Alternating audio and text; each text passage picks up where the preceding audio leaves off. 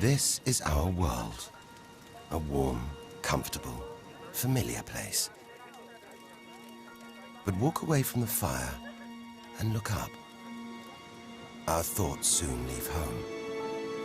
Are we just insignificant specks? Is the universe welcoming or hostile? We could stand here forever, wondering. Or we could turn our back on this beach, leave home, to see the universe, from here to its edge, to discover its wonders, confront its horrors. Beautiful new worlds, malevolent dark forces.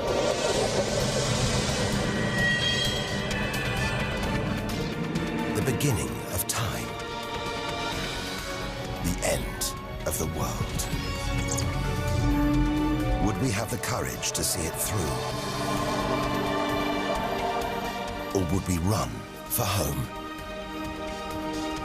There's only one way to find out.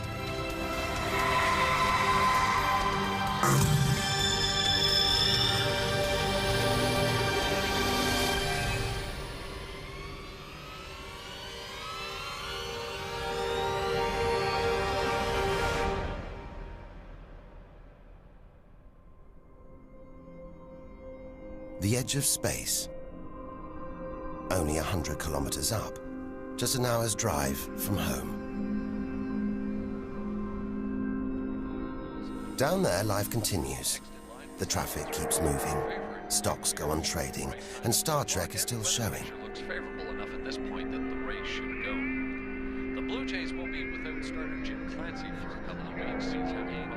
This morning, Order! Will the honourable gentleman resume his seat? Mr. Ashton. But we have to leave all this behind. To dip our toe into the vast dark ocean beyond.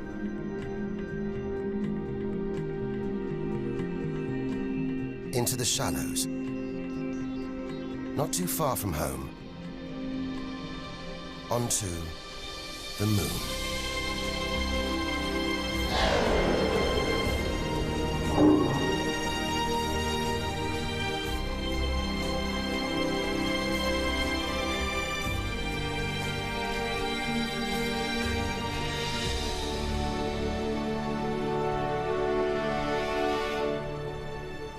Dozens of astronauts have come this way before us. 12 of them have walked on the moon itself. Just over 400,000 kilometers from home, 3 days in a spacecraft. So close, it's as if we've barely left home. Familiar, safe, within sight of Earth.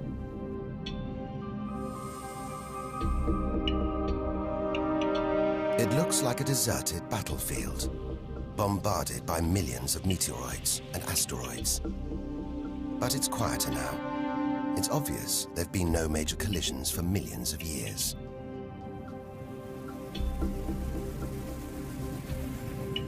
This brings back memories. The Apollo 11 lunar module.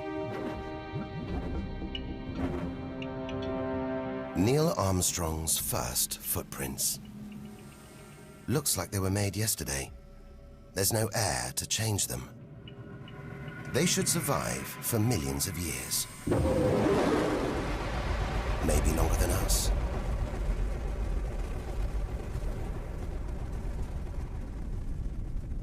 Our time is limited. We need to take our own giant leap. Further than any human has ever traveled.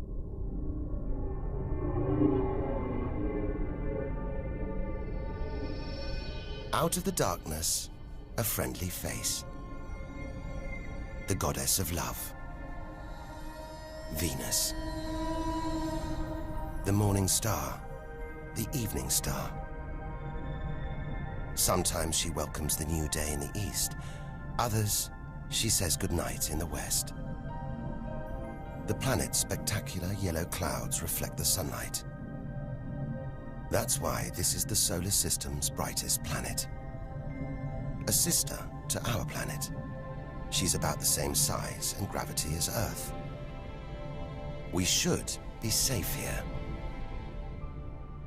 But the Venus Express space probe is telling us these dazzling clouds are made of deadly sulfuric acid, that the planet's atmosphere is choked with carbon dioxide. It's ringing alarm bells.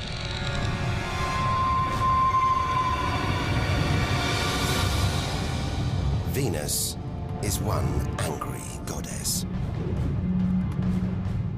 The air is noxious, the pressure unbearable, and it's hot, approaching 500 degrees Celsius. Stay too long, and we'd be corroded, suffocated, crushed, and baked.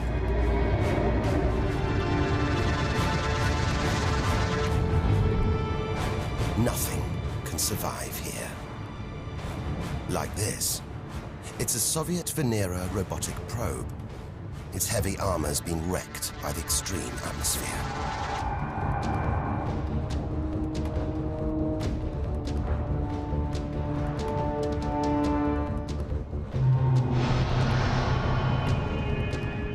So lovely from Earth, up close, this goddess is hideous.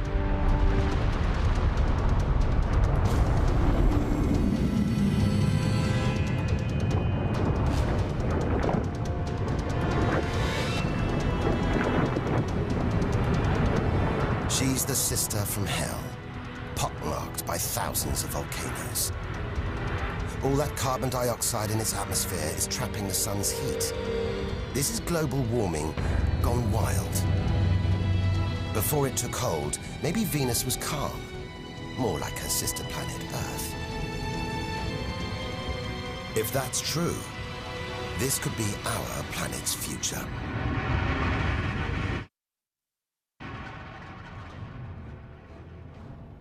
Beginning to think we shouldn't be out here, that we should turn back.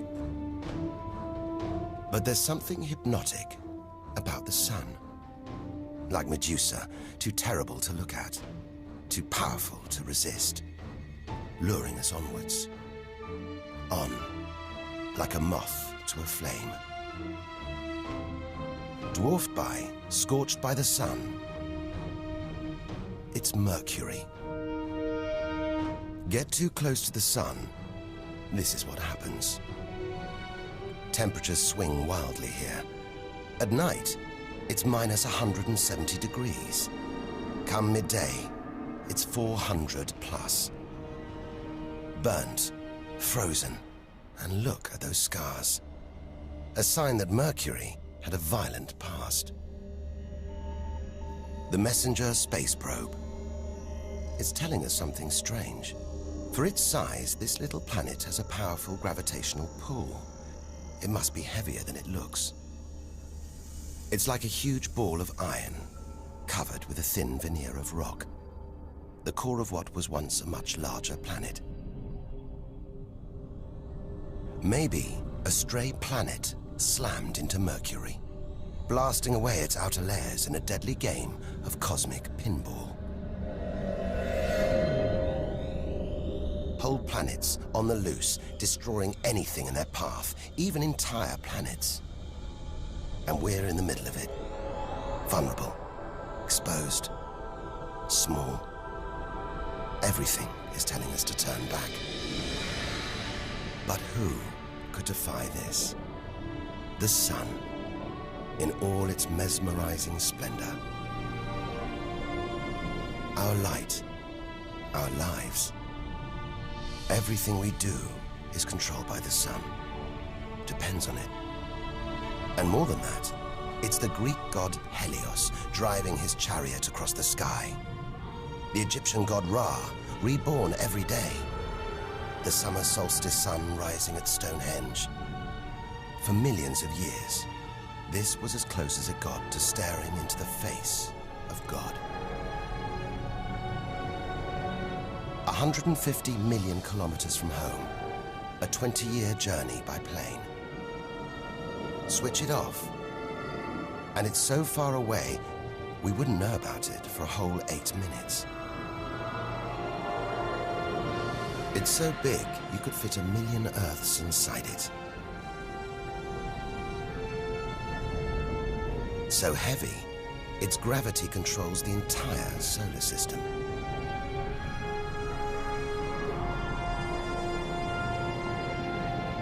But who needs numbers? We've got the real thing. We see it every day, a familiar face in our sky. Up close, it's unrecognizable. A turbulent sea of incandescent gas. The thermometer rises to over 5,000 degrees. Down in the core, it's got to be tens of millions of degrees.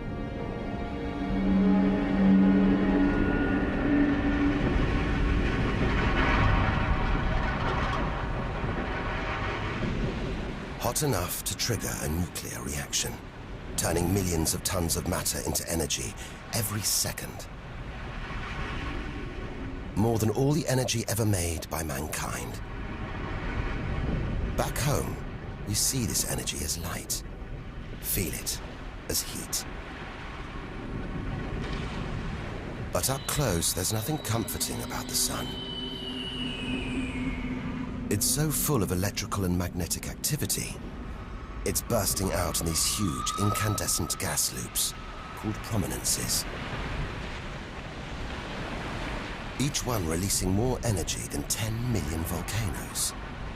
You could get the Earth through one of these loops and still have tens of thousands of kilometers to spare.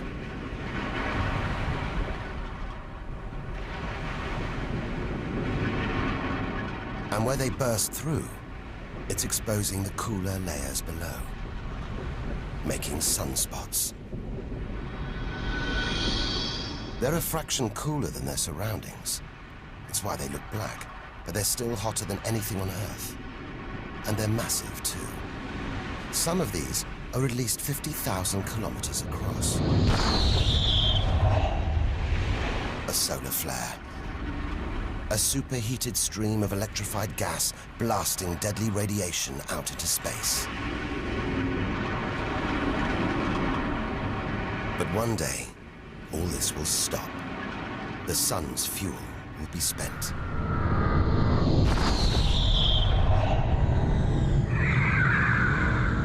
When it dies, that'll be it for the Earth as well.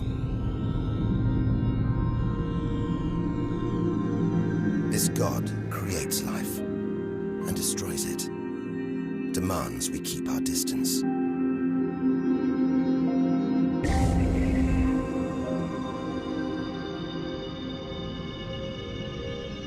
This comet has strayed too close.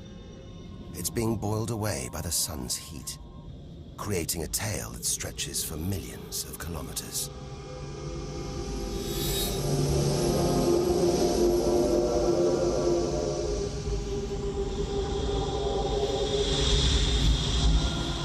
It's freezing in here. There's no doubt where this comet's come from. The icy wastes of deep space. But look at all this steam, the geysers and dust. It's the sun again, melting the comet's frozen heart. A kind of vast, dirty snowball, covered in grimy tar.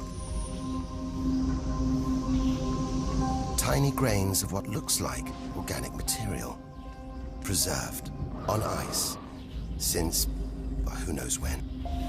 Maybe even the beginning of the solar system. Say a comet like this crashed into the young Earth billions of years ago. Maybe it delivered organic material and water, the raw ingredients of life. It may have even sown the seeds of life on Earth that evolved into you and me.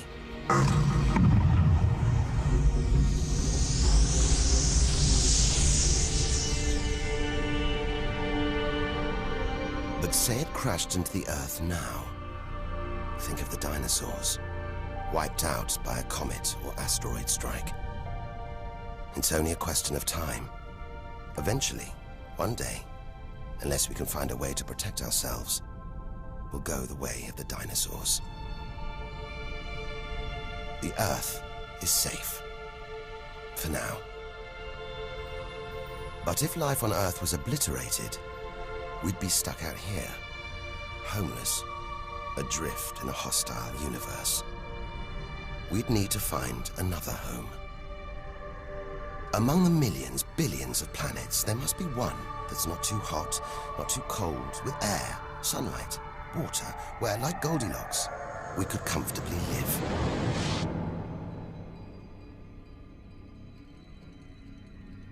The red planet. Unmistakably, Mars. For centuries, we've looked to Mars for company, for signs of life.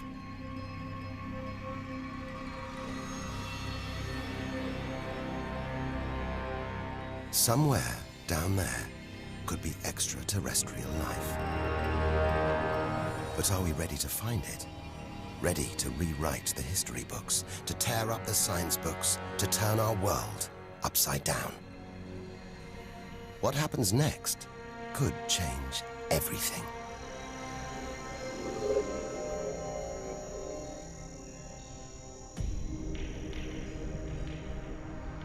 More than any other planet, Mars captures our imagination. Think of sci-fi films, comics. What follows? Martians. It's all just... But what if there really is something here? If there is, it's living on a dead planet. The processes that make Earth habitable shut down hundreds of millions of years ago here. Red and dead. Mars is a giant fossil.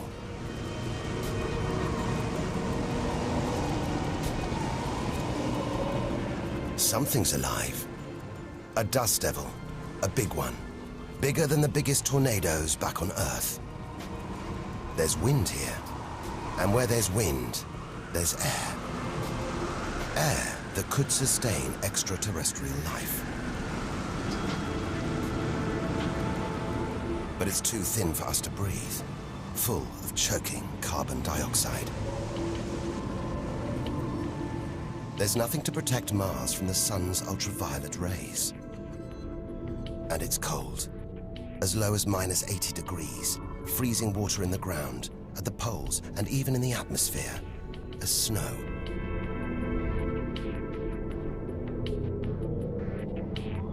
It's hard to believe anything could live here. But on Earth, there are creatures that survive in extreme cold, heat, and even in the deepest ocean trenches. It's as though life is a virus. It adapts, spreads. Maybe we're carrying the virus of life across the universe right now. Even in the most extreme conditions, life usually finds a way. But on a dead planet, with no geological activity to replenish the minerals and nutrients in its soil, no heat to melt its frozen water, and all this dust, it's hard to see where we're going.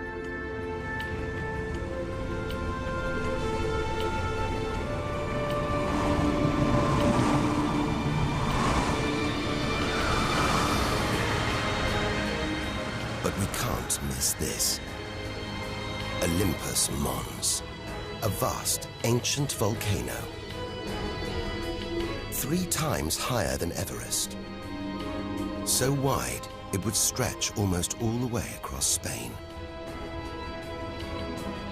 Since its discovery in the 1970s, it's been declared extinct.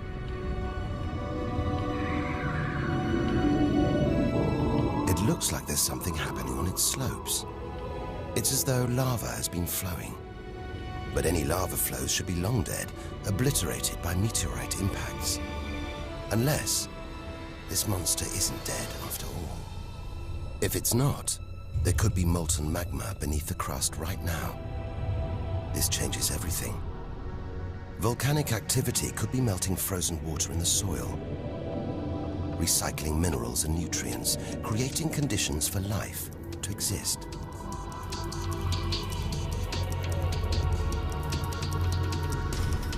This makes the Grand Canyon look like a crack in the pavement. It goes on and on. So far, it would stretch all the way across North America. But look, signs of activity, erosion, and what looks like dried up riverbeds on the canyon floor. Maybe volcanic activity melted ice in the soil, sending water flowing through this vast canyon. Activity that we now know could still be melting ice, creating water. And where there's water, there could be life. If we can find running water, there's a chance we could find living creatures. Trundling across this desolate landscape, the NASA rover Opportunity. It's finding evidence that these barren plains were once ancient lakes or oceans that could have harbored life.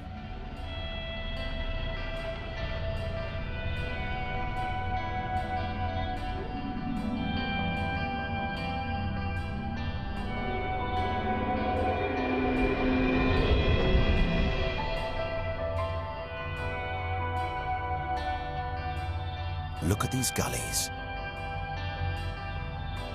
When probes orbiting Mars pass over them, they keep spotting new ones. More proof that Mars is alive and kicking. That there may be water flowing beneath the surface, creating these gullies. Water which could be sustaining Martian life.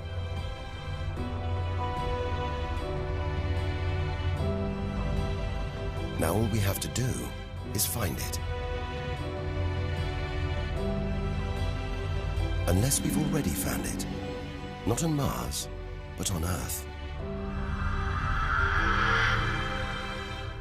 There's one theory that has life starting here before moving to Earth. The idea is that an asteroid impact blasted fragments of Mars, complete with tiny microbes, out into space and onto the young Earth, where they sowed the seeds of life itself. No wonder we find Mars fascinating. It could be our ancestral home. If it's true, it means we're all Martians. The Mars we thought we knew is gone, replaced by this new, active, changing planet. And if we don't know Mars, possibly the solar system's most studied planet, what else don't we know? There must be other secrets out there, waiting to be discovered.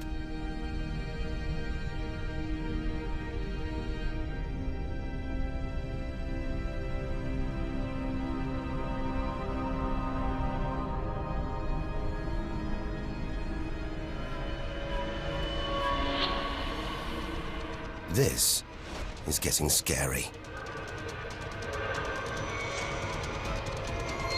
It's like being inside a giant computer game.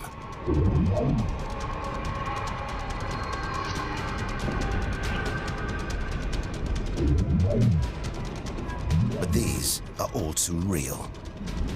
Asteroids, some of them hundreds of kilometers wide.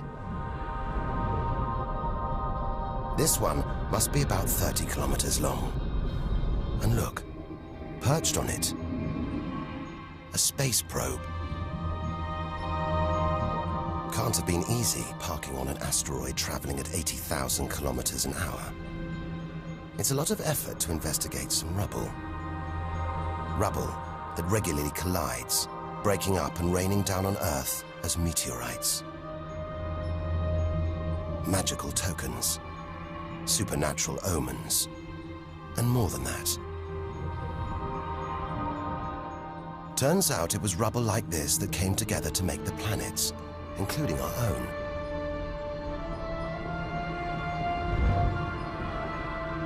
So by dating the meteorites we find on Earth, we know the planets were born 4.5 billion years ago. These are the birth certificates of our solar system, of our planet. But for some reason, these rocks didn't form into a planet. Something must have stopped them something powerful.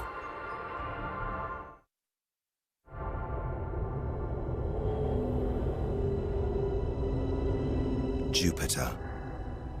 What a monster. At least 1,000 times bigger than Earth. So vast, you could fit all the other planets inside it.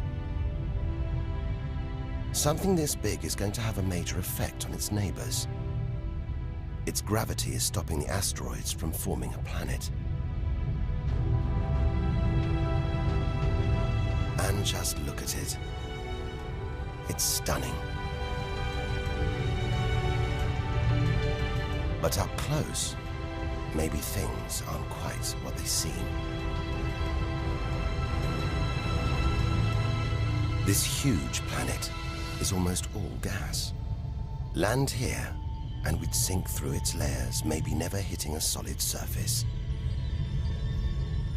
And Jupiter's good looks, the product of extreme violence. It's spinning at a huge rate, whipping up winds to hundreds of kilometers an hour, contorting the clouds into stripes, eddies, whirlpools.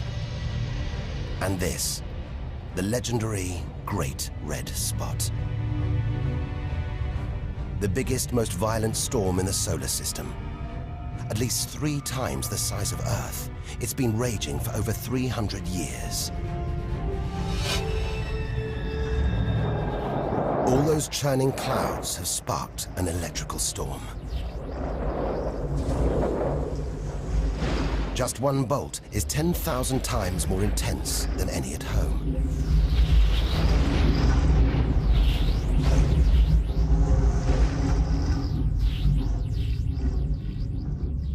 It seems the best place, the safest place to see Jupiter is from a distance. That's just beautiful, dancing round the poles like the aurora back home. But the Geiger counter is going wild. It seems even these are deadly, generated by lethal radiation pulled from space by Jupiter's powerful magnetic field. We're beginning to realize out here, nothing is what it seems. The universe is full of contradictions, deceptions, traps. Right now, we need a safe haven, somewhere to find our feet, catch our breath. Maybe this, the multicolored moon Io, is it?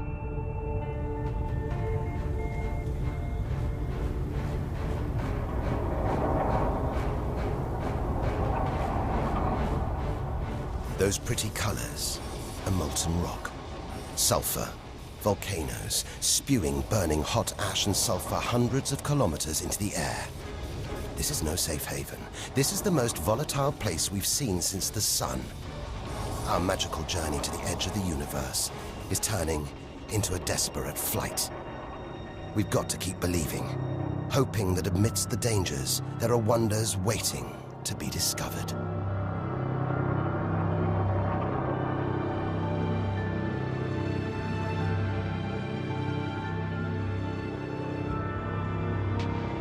$650 million kilometers from home.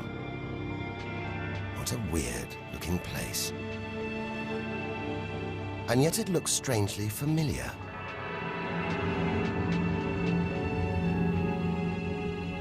A bit like the Arctic with all that ice, all those ridges and cracks.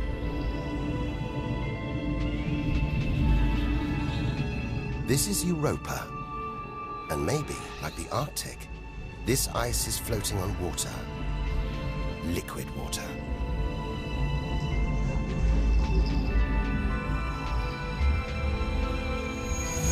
It's an intriguing thought. But we're 800 million kilometers from the sun. Surely Europa is frozen solid.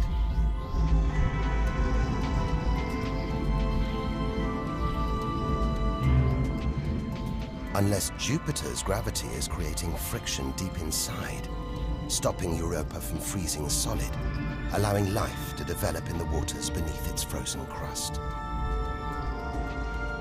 we might be meters away from aliens. From a whole ecosystem of microbes, crustaceans, maybe even squid. The only thing between us and the possibility of alien life, this layer of ice. But until we send a spacecraft to drill through the ice, Europa will remain one of the solar system's greatest mysteries.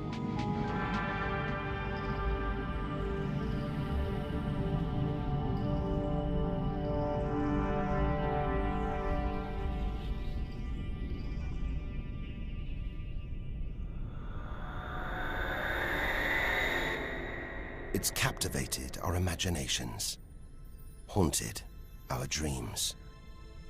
And here it is, spinning before our eyes. Saturn, the jewel in the solar system's crown. Seeing it makes everything we've experienced worthwhile. There's something magical about Saturn. A giant ball of gas, so light it would float on water.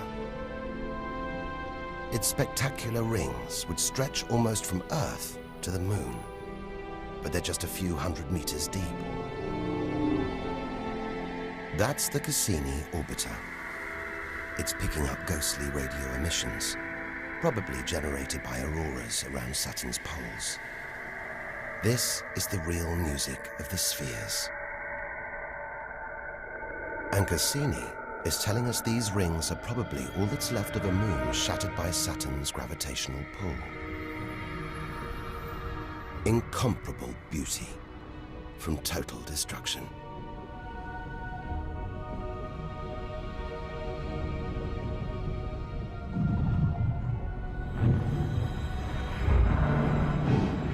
Billions of shards of ice, some as small as ice cubes, others the size of houses. They collide, break apart, reassemble. It's like a snapshot of our early solar system, as dust and gas orbited the newly born sun, and gravity worked its magic, pulling the lumps together until from debris like this, our home emerged.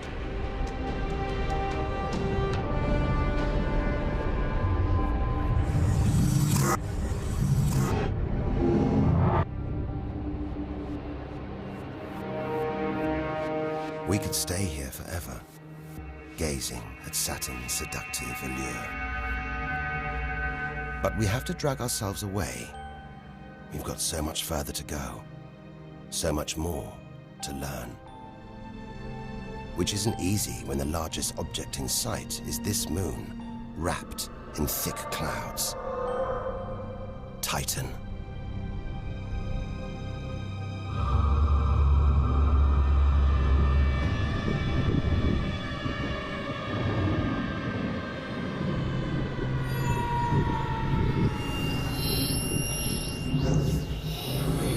It seems like there's an atmosphere down here. There's wind, rain, even seasons. And look at these rivers, lakes and oceans.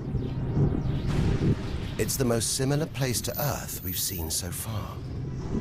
Maybe it was worth tearing ourselves away from Saturn after all. Except that's not water. That's liquid natural gas. There must be hundreds of times more natural gas here than all the Earth's oil and gas reserves. If we could get it home, it could power our cities, fuel our cars for thousands of years. Or maybe, one day, we could use it here to fuel a colony. Assuming there isn't life on Titan already. The Huygens space probe, dropped onto Titan's surface from Cassini, is here to find out.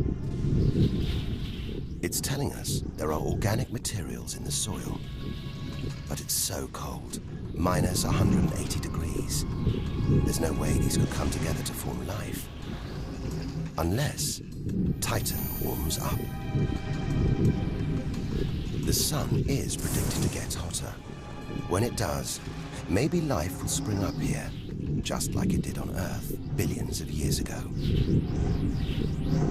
As the Earth gets too hot for us, maybe we'll move to Titan. One day we might call this distant place home.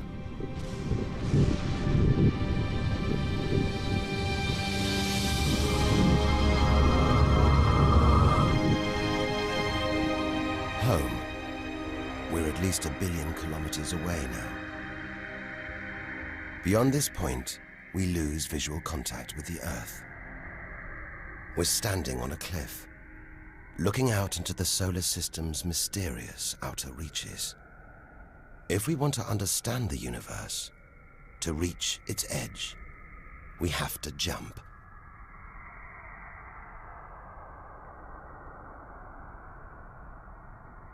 Unseen from Earth, unknown for most of history, we're in the solar system's outer reaches. It's like diving down into the deep ocean.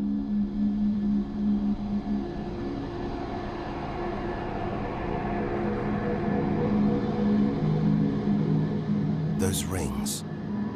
It looks like Uranus has been tilted off its axis, toppled over by a stray planet.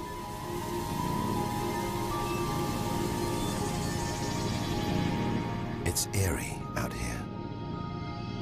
Already beginning to feel small, lonely. Maybe this is how we'll feel, what we'll find at the edge of the universe. But we've barely left the shore.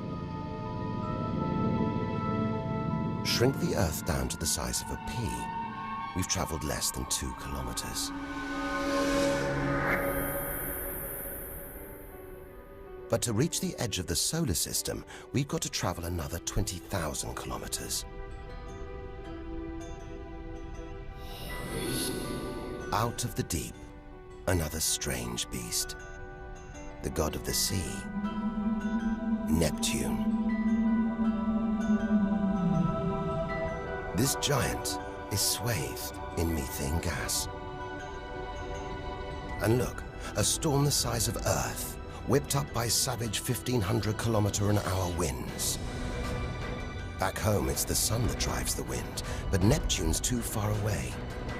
Something else must be creating these ferocious winds, but nobody knows what. Our solar system is huge.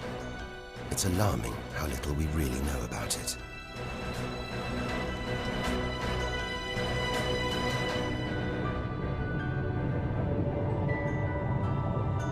Plunging deeper, something to cling to. After all those balls of gas, a solid moon.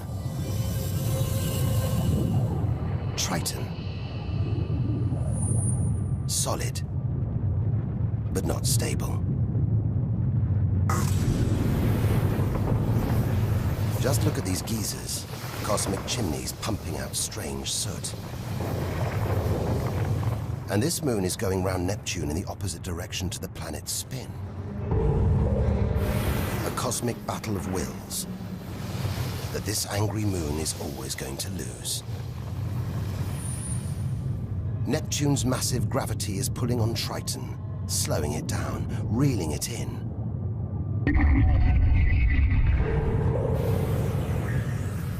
One day, it'll be ripped apart by Neptune. And that's it. No more moons, no more planets to see in our solar system.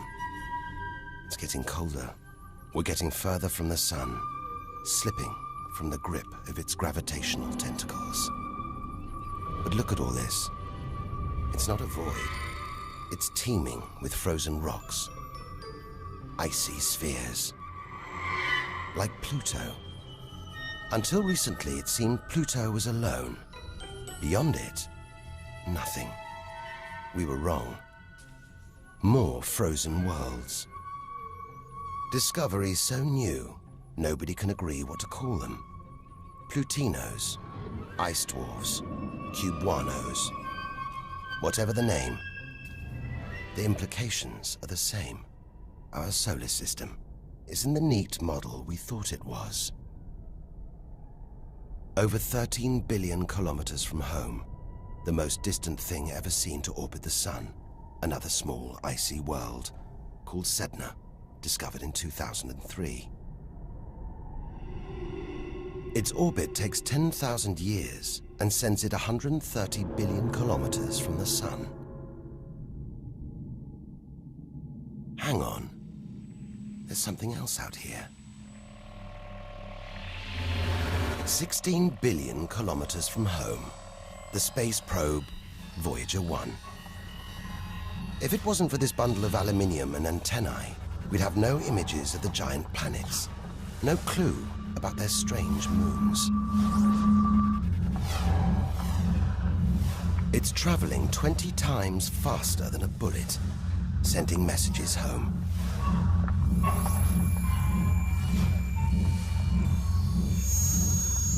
And look, on its side, that gold panel, a kind of intergalactic message in a bottle.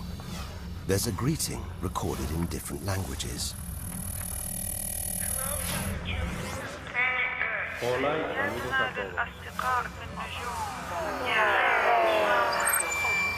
And a map showing how to find our solar system. But if you're in the jungle, is it wise to call out? Anyone, anything could hear our call, find out where we live, and come knocking. Friendly or not. A cloud of cosmic icebergs stretching for what seems like forever. They look like the comet we saw earlier. Maybe it started life out here, until something dislodged it, sending it towards the sun, just like the comets that may have planted life on Earth billions of years ago. And seeing all this ice, maybe they carried water to Earth too. It's an astonishing thought. The water in the oceans, in your coffee, even in your body, all from this distant celestial ice machine.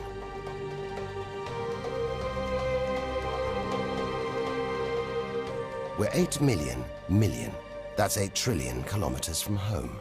But in reality, this is only a baby step. Ahead, trillions of kilometers, billions of stars. This is it. Time to stop looking in and start looking out. To step out into the big, wide universe. Into interstellar space.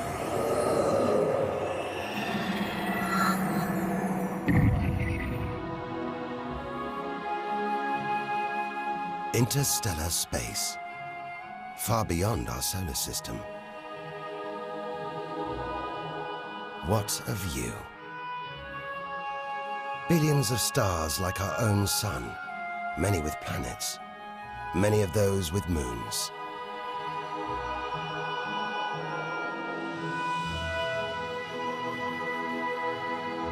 It's hard to know which way to go.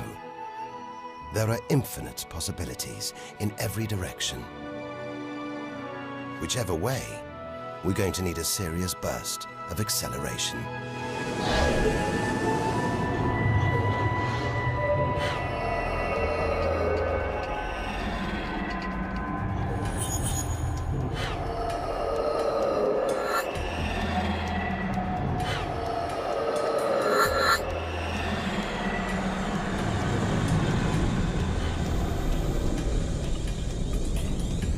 $40 trillion kilometers from home. 150,000-year ride in a space shuttle.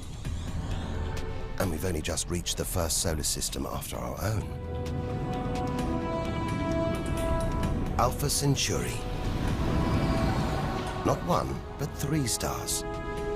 They're spinning around each other, locked in a celestial standoff. Each star's gravity attracting the other, their insane orbital speed keeping them apart.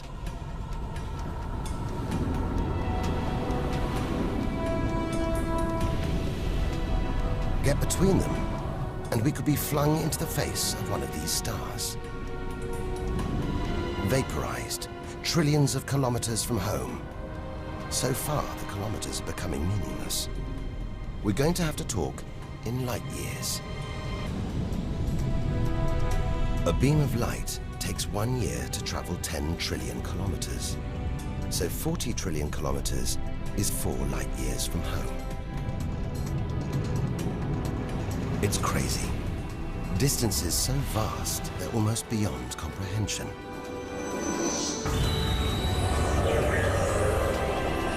And exciting. Who knows what strange worlds lie ahead? What we'll discover when, if we reach the edge of the universe.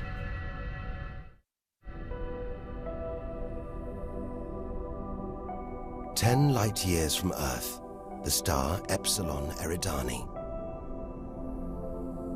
What spectacular rings of dust and ice, and somewhere in there, planets forming out of the debris, being born before our eyes.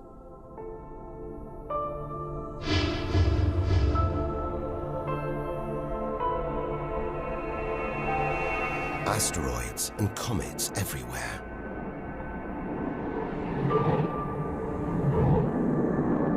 We could almost be looking at our own solar system billions of years ago, with comets delivering organic molecules, water to these young planets, kick-starting life just as they may have done on Earth.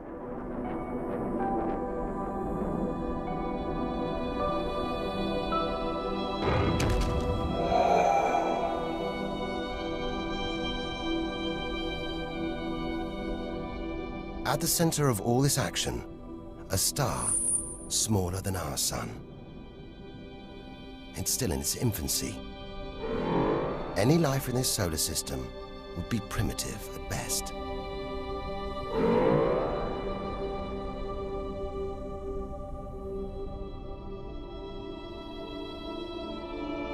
There must be more mature, developed solar systems out here, but finding them is like looking for a needle in a cosmic haystack.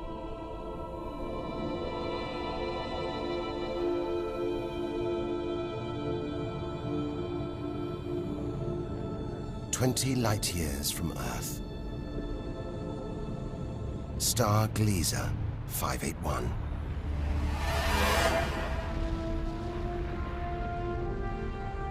It's about the same age as our sun.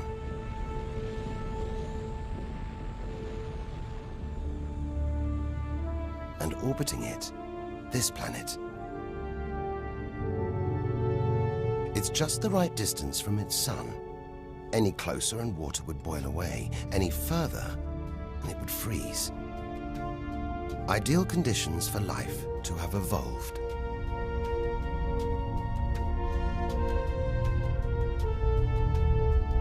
And if comets have struck, delivering water and organic materials, then life, complex beings like us, even civilizations like our own, could be down there, right now.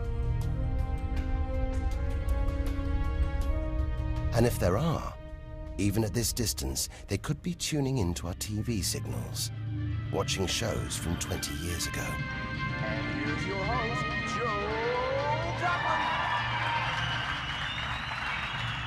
But until future generations can find a way of communicating over these vast distances, all we can do is speculate. Us and them, living parallel lives, unaware of each other's existence. Unless life has been and gone.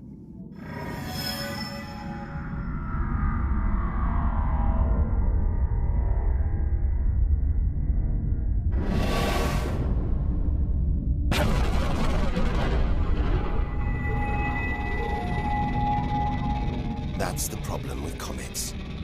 They're creators and destroyers. As the dinosaurs found out the hard way 65 million years ago. This is the needle in the cosmic haystack, the closest we've come to a habitable solar system like our own. But it's a chance encounter. There could be hundreds, millions more solar systems like this out here. Or none at all.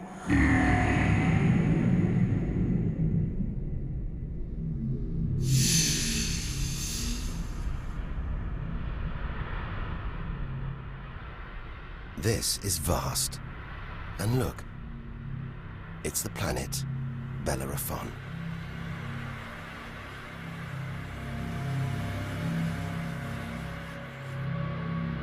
So close to its own sun, it's a miracle it was discovered at all.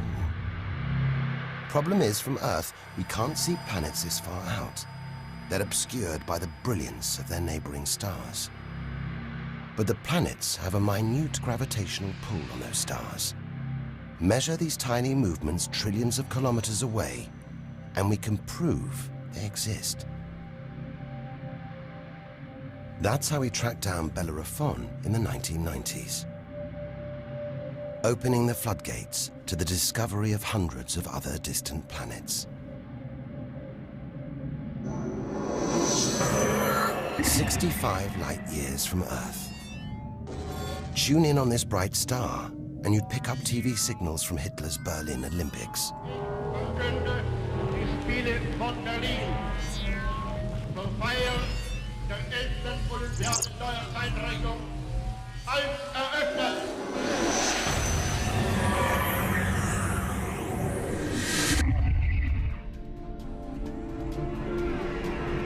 Twin stars.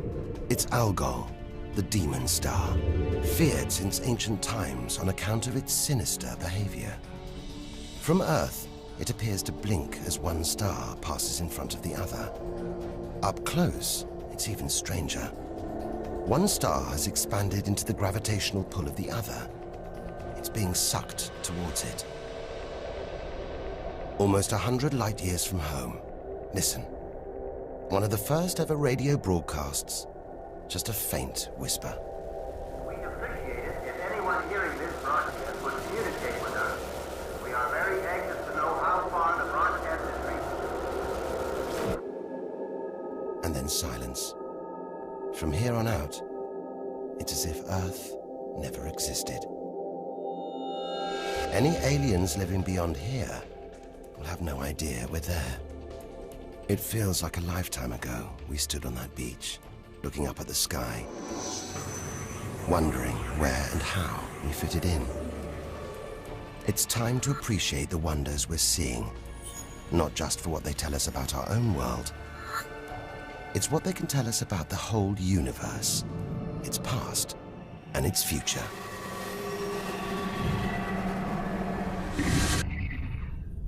Deep inside our galaxy, the Milky Way, a vast celestial library, each star a book with a story to tell. It's all here, waiting for us to lift the cover. The seven sisters, daughters of the ancient Greek god Atlas, transformed into stars to comfort their father as he held the heavens on his shoulders.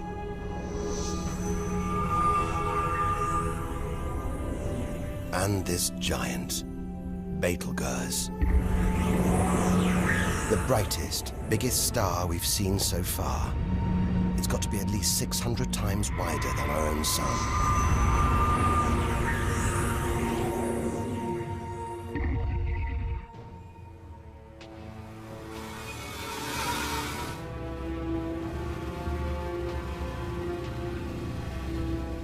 But this, it's not a star. Not a planet. Not like anything we've ever seen.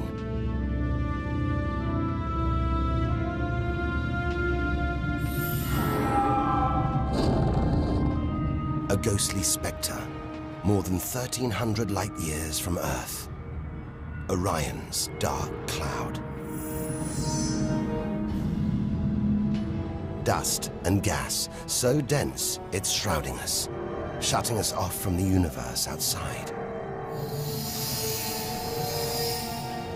There, deep inside, a ball of light, pulling the dust and gas towards it, heating up, merging into a ball of burning, hot gas.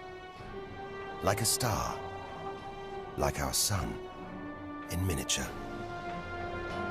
It's millions of degrees inside it. So hot, it's beginning to trigger nuclear reactions, the kind that keep our sun shining. Making energy, radiation, light. A star is being born.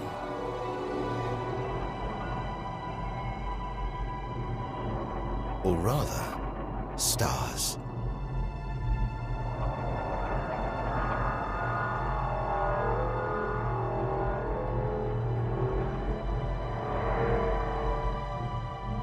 Orion's dark cloud is a vast star factory. We're witnessing the birth of the future universe.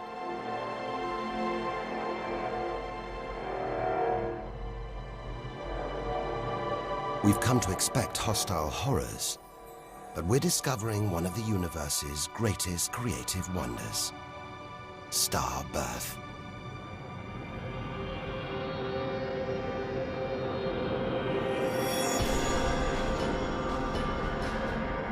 Perhaps we spoke too soon.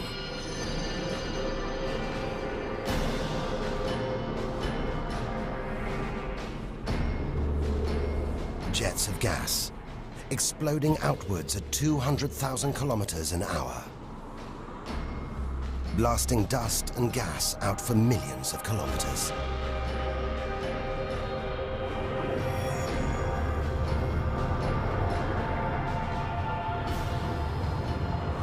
It's unbelievably violent, but look at the results.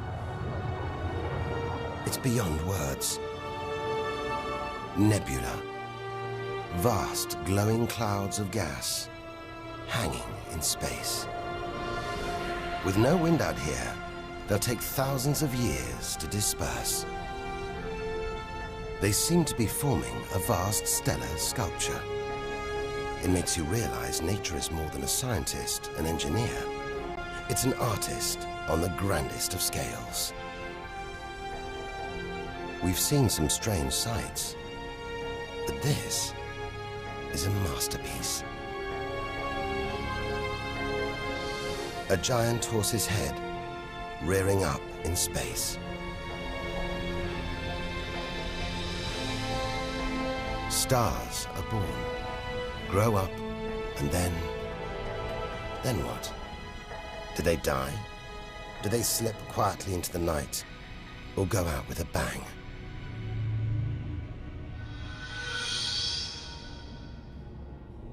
Somewhere between here and the edge of the universe lies the answer. Nearly 4,000 light-years further, luminous clouds suspended in space, encircling what was once a star like our own sun.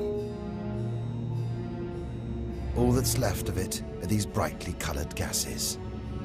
Elements formed by nuclear fusion deep inside the star, released into space on its death.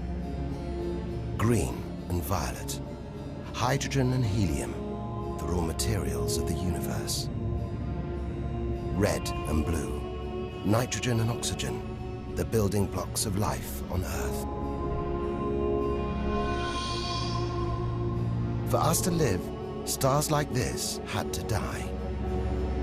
The oxygen in our lungs, the nitrogen in our DNA, it was all produced by nuclear fusion in stars that died long before the Earth was even born. We are made of stellar nuclear waste. Our family tree begins here.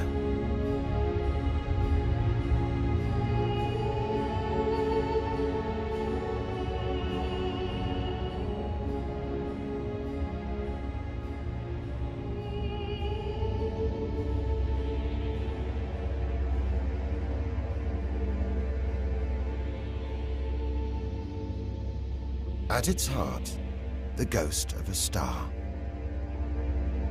It's a white dwarf. White, hot, small, but unbelievably dense. In the star's dying moments, its atoms fused and squeezed together, making it so dense that just a teaspoon of this white dwarf would weigh 1 ton.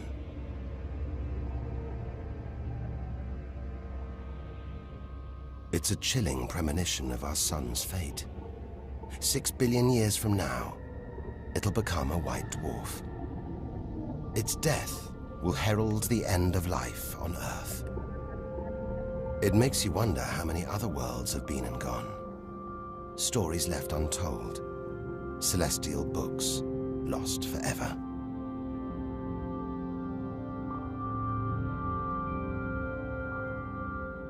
But the greatest story of them all is still to be told. we must go back through time to the very first chapter to tell the story of how the universe began.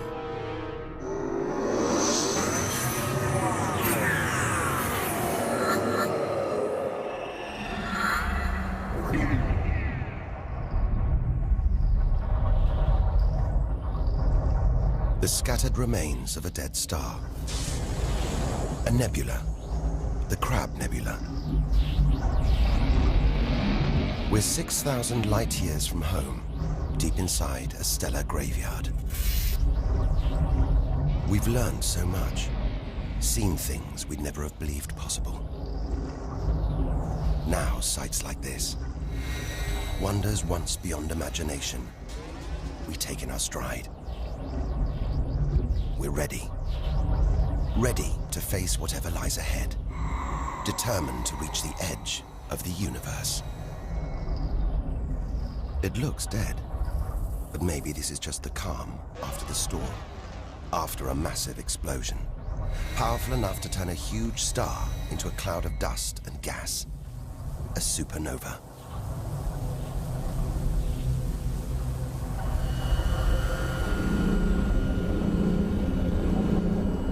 The eye of the storm, a spinning, pulsating star, a pulsar.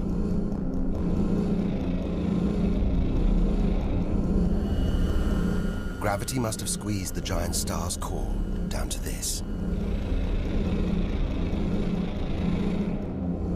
It's just 20 kilometers across, unimaginably dense. One pinhead of this would weigh hundreds, maybe millions of tons. As it shrank, like a figure skater spinning on the spot, arms outstretched, then pulling them in, it began to spin faster. Two beams of light, energy, radiation, spinning 30 times a second, powering the huge cloud of dust and gas. There's so much radiation here, more even than on the sun.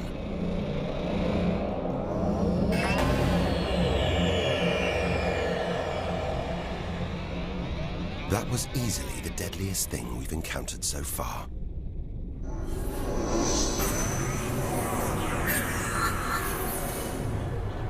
Once, it would have terrified us.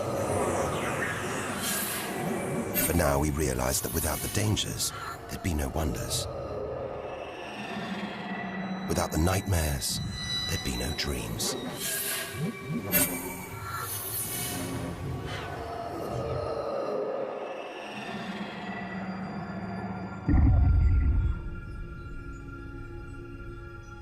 Getting a strange sensation. A feeling, as though there's something bad out here. A malevolent presence. The one thing we didn't want to encounter. Impossibly black, blotting out the stars behind it. We are staring into the face of extinction. The remains of a giant star. A black hole. Instead of contracting to a white dwarf or a pulsar, it just kept on going. Shrinking until it got so small, it's just a few kilometers across. Far denser than a pulsar and impossible to resist.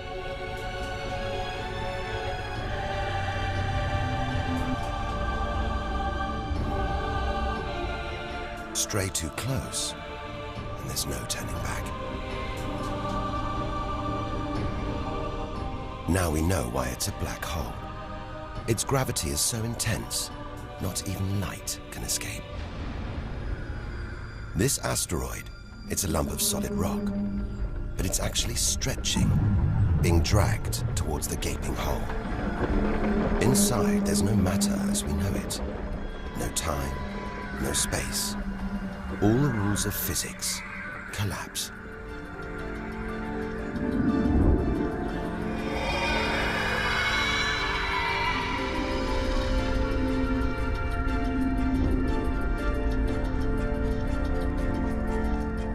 The asteroid is gone.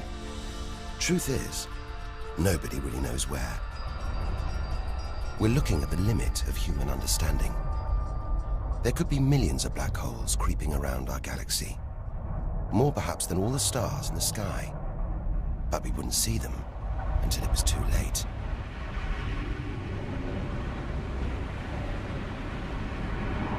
Like this star, spiraling, disappearing down an invisible plug hole.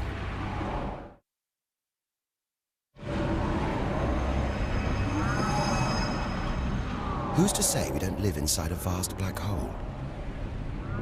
That the whole universe isn't inside one right now, inside another universe. Think about it for too long, and your mind reels. Sometimes it feels like the more we see, the less we know. But we do know our galaxy is more complex and more dangerous than we ever imagined.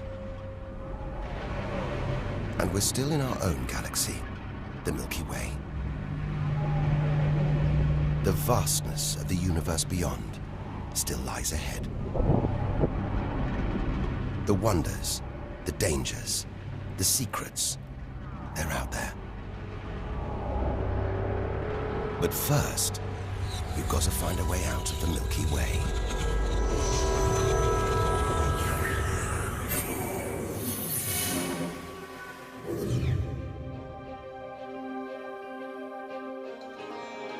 "7,000 light years from home, still deep inside our own galaxy. It's as though we're in a forest thick with trees, each so beautiful, so fascinating. It's impossible to look beyond, to see the bigger picture. We have to find a way through, reach the clearing at the galaxy's edge. Only then can we begin to understand where it and we all began. But faced with sights like this, it's hard to leave. A colossal glowing cloud topped by these great towers of dust. The pillars of creation.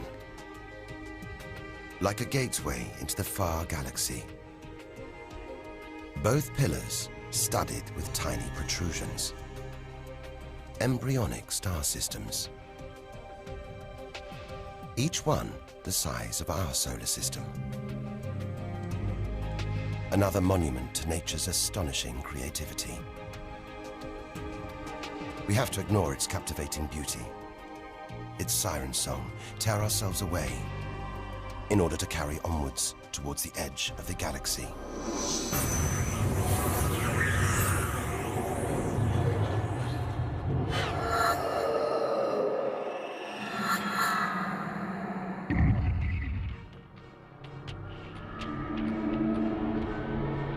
Dazzled by the Milky Way's beauty, we've been blinded to its terrors and strayed into a cosmic minefield. Like an explosion in slow motion, giant clouds of gas are bursting out of this star. A massive star, millions of times brighter than our sun. It's going into meltdown. The fuel that sustains it is running out. The nuclear reactions that power it winding down. We're watching its death throes. Eventually, the core will implode. The result, a new black hole.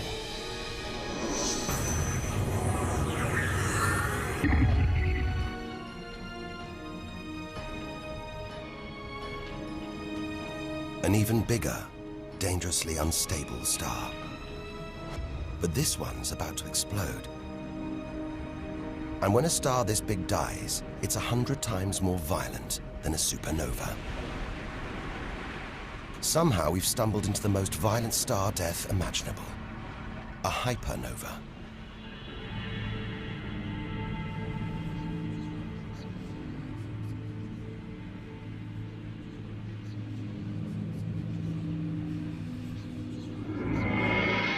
The core's collapsed. It's becoming a black hole.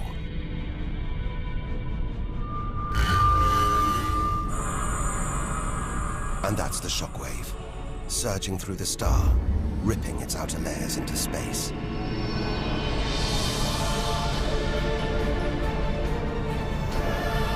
There's lethal radiation everywhere, enough to have a catastrophic effect on any planet unlucky enough to be nearby. When virtually every species on Earth was wiped out 450 million years ago, the culprit may have been one of these. Deadly hypernovas, frozen comets, scorched planets, white dwarfs, red giants, Earth. Tiny drops in a vast pool of white light. Our home galaxy, the Milky Way. We wanted to know where we fit in. Here's our answer.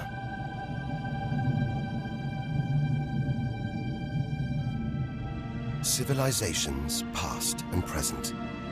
Everyone that's ever lived. The smallest bug, the highest mountain, all of it invisible. Not even a tiny speck.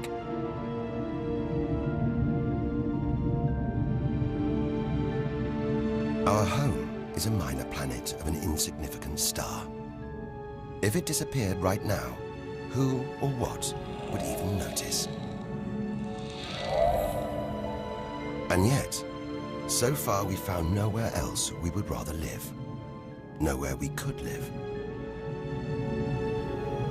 It's only now, far from home, that we're beginning to truly appreciate it.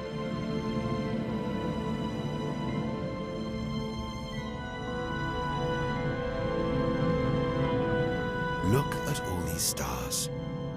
Hundreds of thousands of them. Surely one of these, more than one, must be capable of supporting life.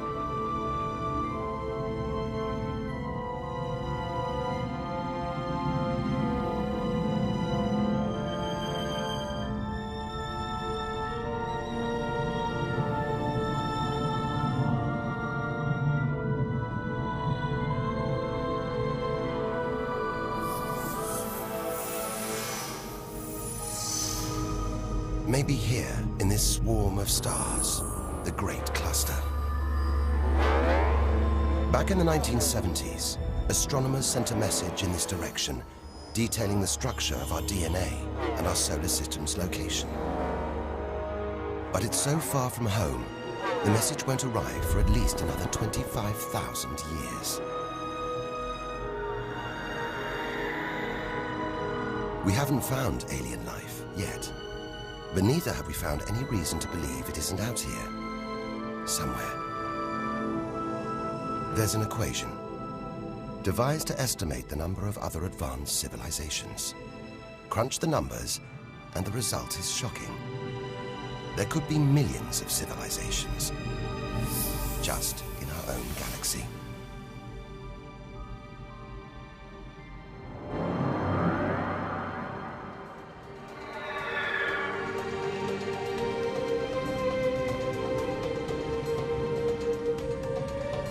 Everything we have seen so far is inside the Milky Way.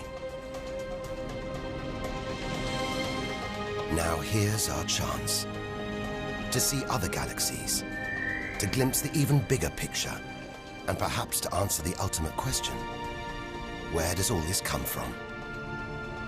We are now ready to leave our solar system, our galaxy, and enter intergalactic space.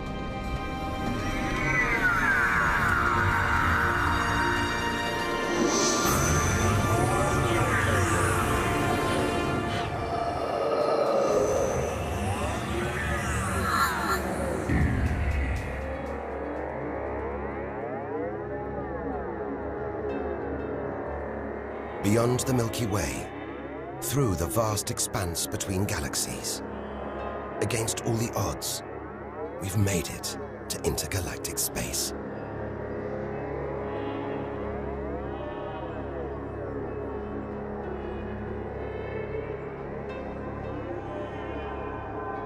Out here, there's no horizon in sight. Even the closest galaxies are millions of light years away. the remains of galaxies ripped apart by the Milky Way's huge gravitational pull. Scattered through, nothing.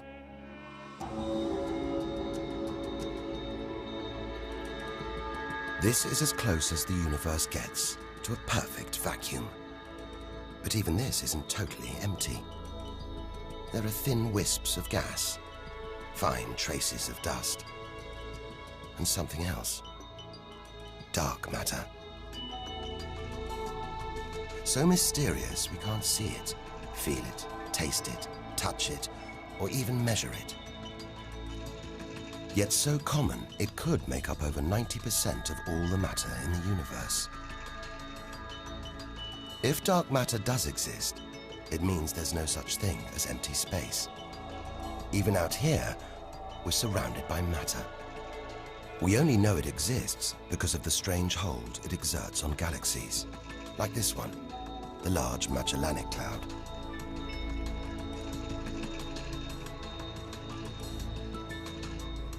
More than 6 billion years in today's fastest spacecraft, 160,000 light years from the Milky Way, at the edge of its gravitational reach. This galaxy should spin off into space, but something is holding it here. Something invisible, powerful, dark matter. Stars, clusters of stars, nebulae. It's a vast astronomical treasure house.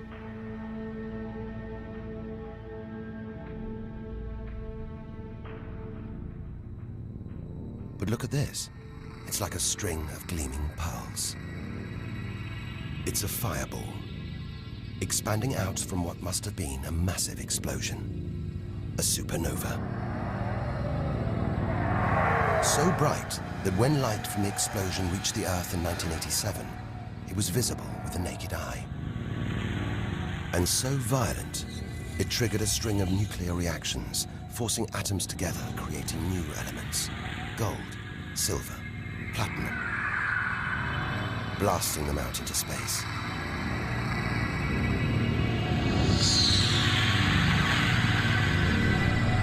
The gold in the ring on your finger was forged in a massive supernova like this, trillions of kilometers away, billions of years ago. Before we left home, the universe seemed separate. Something out there, up in the sky. We were wrong. The story of the universe is the story of every one of us.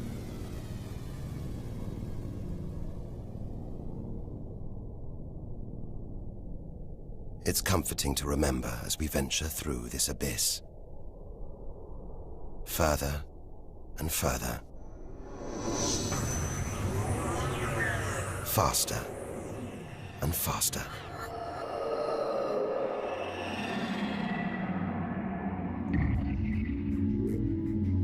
The Andromeda Galaxy, 2.5 million light years away. It's moving through space at nearly 1 million kilometers an hour. Everything in space is moving apart like shrapnel from an explosion. We're seeing this galaxy as it was when our ape-like ancestors first walked across the African plains.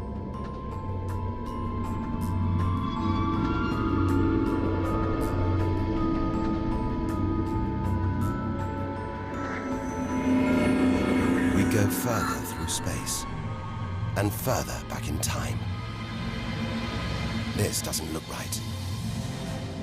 A whole galaxy exploding. The only thing large enough to cause an explosion on this scale has to be another galaxy. It looks like the end of the world, but we've seen enough to know things are never that simple. This galaxy won't die. It'll be reborn. A new shape, perhaps even new stars. As dust and gas collide, creating friction, shockwaves, triggering the birth of stars.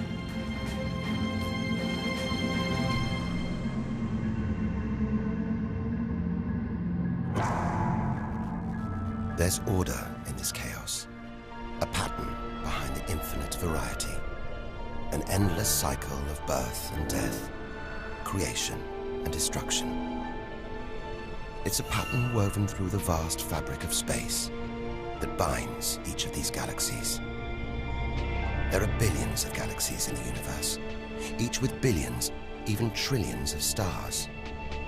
Possibly more stars than there are grains of sand on all the beaches on Earth. And all of these are just the stars that exist now. What about the stars that have been and gone? All the stars being born, yet to be born. We're finally beginning to see the big picture, and it's grander than we ever imagined. This galaxy, the huge pinwheel galaxy, is so far from Earth that if we send a message home now, it'll take 27 million years to get there. Who knows whether our species, our planet, will still be around to receive it? Most likely not.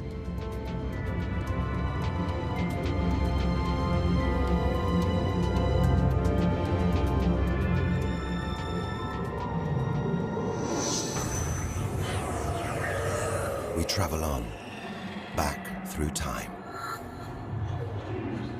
Past the point where the dinosaurs were wiped out. Past the moment where the first creatures clambered onto land.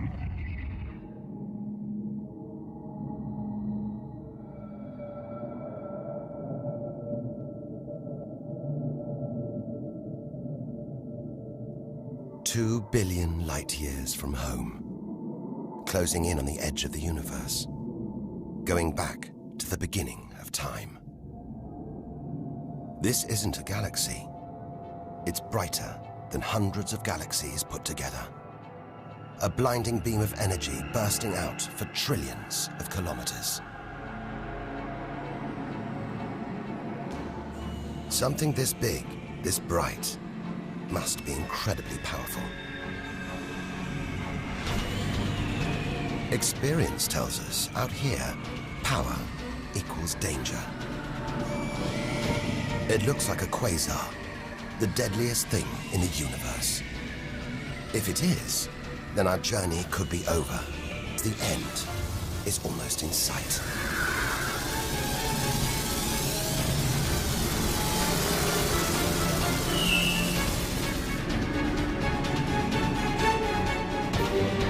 The deadliest, most powerful thing in the universe.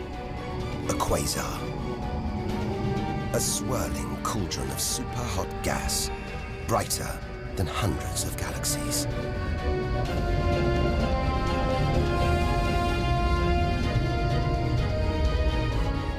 The source of this awesome power lies deep inside the heart of the beast. A heart of darkness. A supermassive black hole, as heavy as 1 billion suns.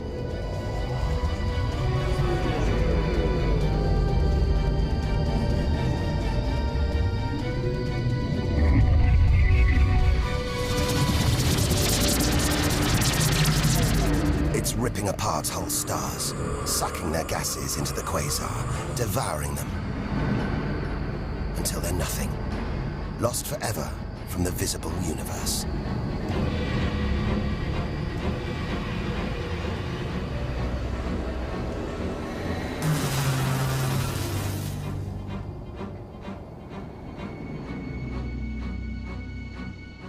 We've seen the worst the universe can throw at us, the most powerful and destructive forces the universe produces. Now it's on to the very edge of the universe. It's almost within reach.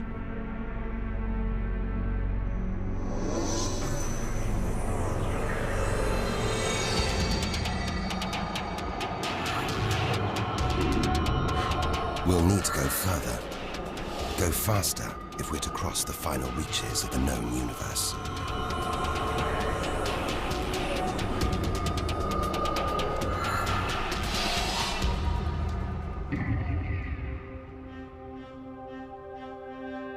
Eight billion light years from home. More galaxies. But these look different. Ragged, small, close together. We're so far back in time, We're seeing these galaxies as they were before the Earth was even born. They're still young, still growing. We're getting closer to where and how it all began. 12 billion years ago.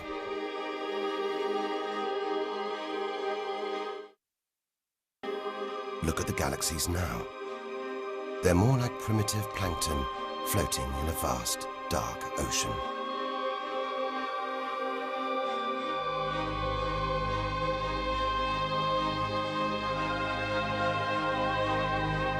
It's magical.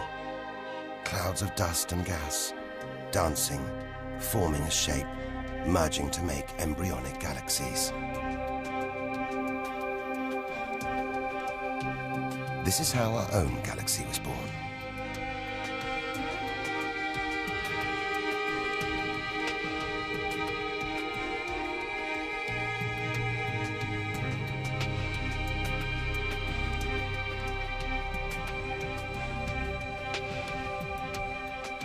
They're disappearing. We've gone back before the stars were born. Into a cosmic dark age.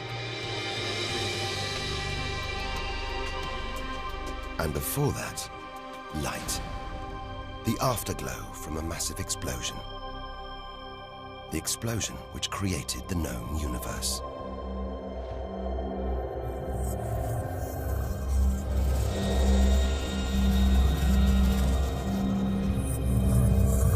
We're almost there.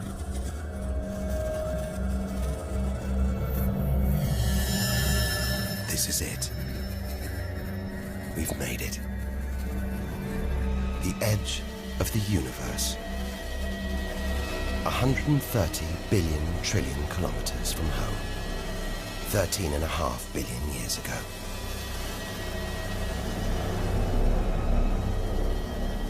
The very instant of the Big Bang.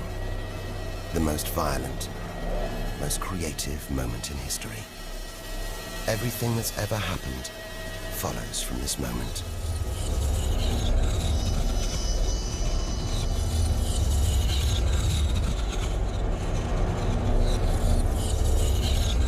Every religion, every culture has pondered it. But we still don't know what sparked this act of creation, or why. This is where our journey ends, and the universe begins.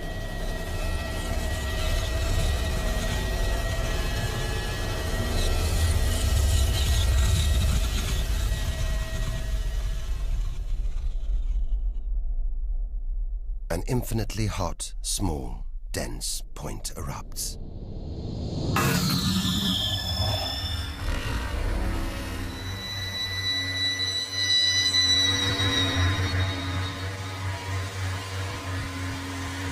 Creating space, time, matter, our universe itself. First, it's the size of a subatomic particle. The tiniest fraction of a second later, it's big enough to hold in the palm of your hand. Moments later, it's the size of the Earth.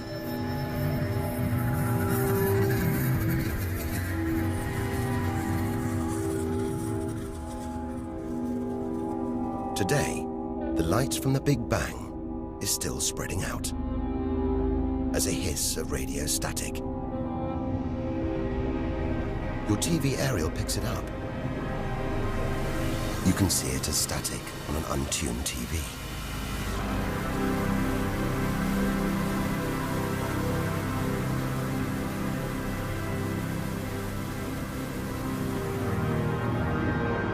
We go on, forwards through time, riding the blast wave. All the things we've seen on our journey are sparks flying out from the Big Bang. Galaxies, stars, planets, all just debris.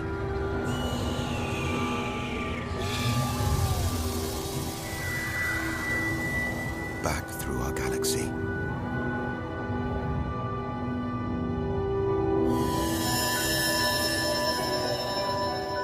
Our solar system. Until we reach another cooling cinder, swirling in the afterglow of the Big Bang. The Earth.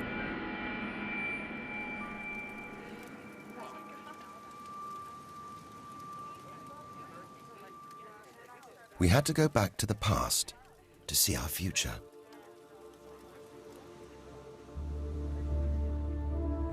Three billion years from now, the vast Andromeda galaxy smashes into our own. A new galaxy is born. The sun and planets survive, but they've been thrown into a huge looping orbit around the new galaxy. The sun is becoming a red giant, swallowing up Mercury and Venus, scorching our planet's surface, destroying all life on Earth.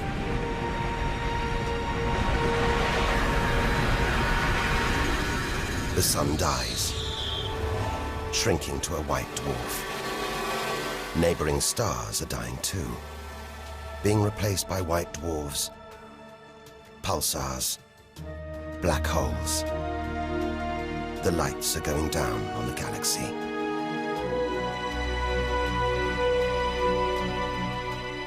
Since the Big Bang, the universe has been fading, dying, not with a bang, but with a long, drawn-out whimper.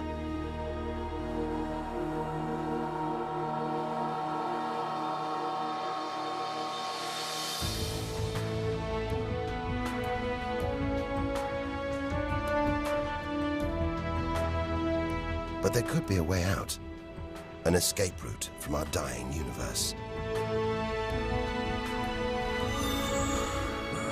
It might be possible for our distant descendants to find a shortcut through space and time, a wormhole. If there are other universes, it could take our descendants from our doomed universe into a parallel one, where they could find another Earth, still in the prime of life. If they're lucky enough, they will live on in a new universe. A new home.